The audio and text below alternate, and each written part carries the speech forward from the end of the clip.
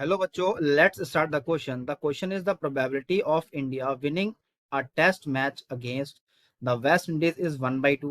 Assuming independence from match to match, the probability that in a 5 match series, India's second win occurs at third test is option A दे रखा है 1/8, B है 1/4, सी है 1/2, D है आपका 2/3। अब इस क्वेश्चन के हम की कंसेप्ट के बारे में यहाँ पे डिस्कस कर लेते हैं। की कॉन्सेप्ट, तो इसमें आपका यूज होगा हमारे पास की प्रोबेबिलिटी ऑफ ए अगर इंटरसेक्शन बी है और इंटरसेक्शन सी, तो यहां से हमारे पास इंडिपेंडेंट प्रोबेबिलिटी निकल के आती है, यानी कि प्रोबेबिलिटी ऑफ ए इंटू क्या हो जाएगा प्रोबेबिलिटी ऑफ बी और इंटू क्या हो जाएगा प्रोबेबिलिटी ऑफ सी, इन सभी का प्रोडक्ट। यही हम यहाँ पे यूज करेंगे। क्वेश्चन में बोला गया है कि winning a test match against West Indies is 1/2, यानी कि विन की प्रोबेबिलिटी यहाँ पे हमें दे रखी कितनी है आपकी 1/2 दे रखी है। ठीक है, तो यहाँ पे लूज की प्रोबेबिलिटी हमारे प्रोबेबिलिटी कितनी मिलेगी, वो भी आपकी 1 माइनस 1/2 करेंगे, तो यहाँ से क्या आ जाएगा आपका 1/2 आ जाएगा। ठीक है, अब टोटल मैचेस हमारे पास कितने हैं, 5 मैचेस हैं। ठीक है, तो इसके लिए हमारे पास जो इवेंट बनेगा वो क्या होगा हमारे पास की सेकंड विन,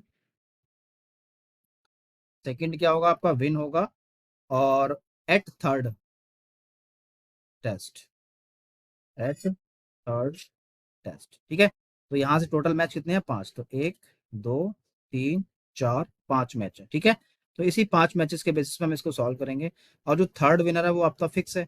ऐसे ही हमारे पास इसका जो पहला केस क्या बन सकता है, या तो पहला क्या हो जाए आपका विनर हो जाए, ठीक है, दूसरा क्या हो जाए लूजर हो जाए। ठीक है, अब एक केस और भी बन सकता है हमारे पास, अगर 1 2 3 4 5, तो ये तो आपका फिक्स है।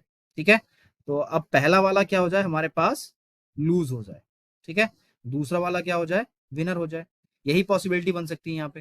ठीक है, तो हम यहाँ से इसको सॉल्व करते हैं कि प्रोबेबिलिटी ऑफ जो ई है वो हमें क्या मिलेगा कि प्रोबेबिलिटी ऑफ W1 और intersection of L2 intersection of W3। ठीक है, इसका सम और इसका सम करेंगे तो यहाँ से मुझे क्या करना प्रोबेबिलिटी ऑफ L1 इंटरसेक्शन आपका कितना हो जाएगा W2 हो जाएगा और यहाँ पे इंटरसेक्शन W3 हो जाएगा। ठीक है, अब यहाँ से मैं देख रहा हूँ, अब हमारे पास इंडिपेंडेंट प्रोबेबिलिटी कितनी मिलेगी, इनका प्रोडक्ट मिलेगा, तो P of W1 into P of L2 और यहाँ पे P ऑफ कितना हो जाएगा W3 हो जाएगा, प्लस P ऑफ L1 हो जाएगा और इंटू में आपका P ऑफ W2 हो जाएगा और यहाँ पे P ऑफ W3 हो जाएगा। इतना आपको समझ में आ गया होगा।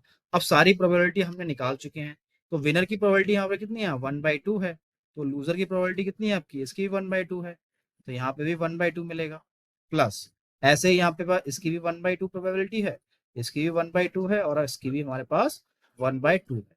तो यहाँ से इनका सम करेंगे तो क्या मिलेगा 2 इंटू 1/2 इंटू 1/2 इंटू क्या हो जाएगा 1/2 हो जाएगा। ठीक है, तो 2 से 2 आपका कैंसिल हो जाएगा, तो यहाँ से मुझे आंसर क्या मिल जाएगा 1/4 मिल जाएगा।